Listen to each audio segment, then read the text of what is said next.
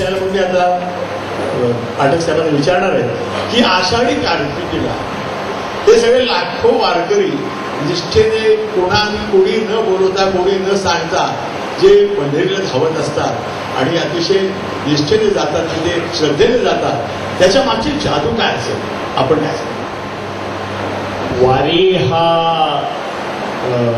संबंध विश्वामधला एक वेगळा पण विलक्षण प्रकार.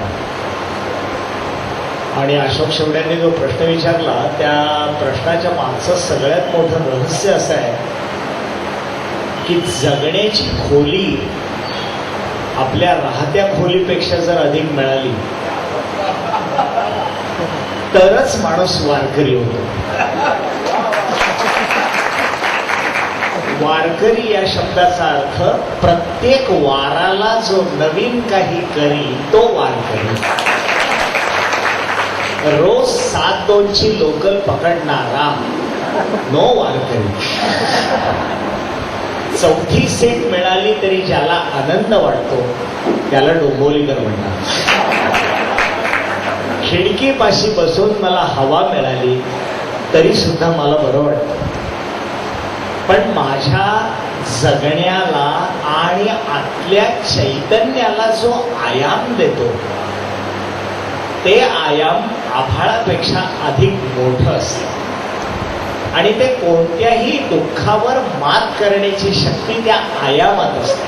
सांगावं असं वाटतं की शाहू मोडकांची कारकीर्द होती ती 51 वर्षांची होती आणि त्यांनी 29 वेळा कृष्णाची भूमिका केली, श्रीकृष्णाची. आणि ज्ञानेश्वर, मला प्रतिभाजीने विचारावं असं वाटतं की शाहूरावांवर भाळणार ते त्यांची कृष्णाची भूमिका बघून की ज्ञानेश्वरांची भूमिका. म्हणजे ही अद्भुत गोष्ट आहे. न तर मी त्यांचा श्रीकृष्ण पाहिला होता, न एक ज्ञानेश्वर पाहिला होता.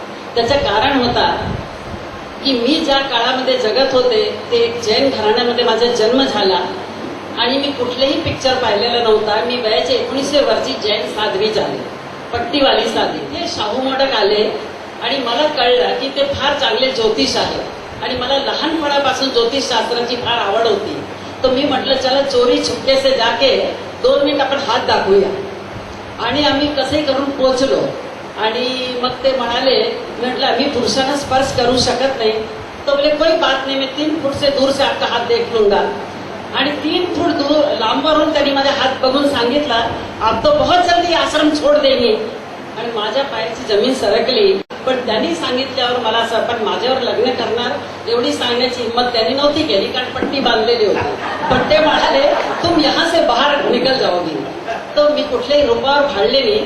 त्यांचं माझ्या लग्न हे केवळ अनंत जन्माचे प्रगाढ ऋणानुबंध ही एकमेव कथा आहे, बाकी काहीच नाही.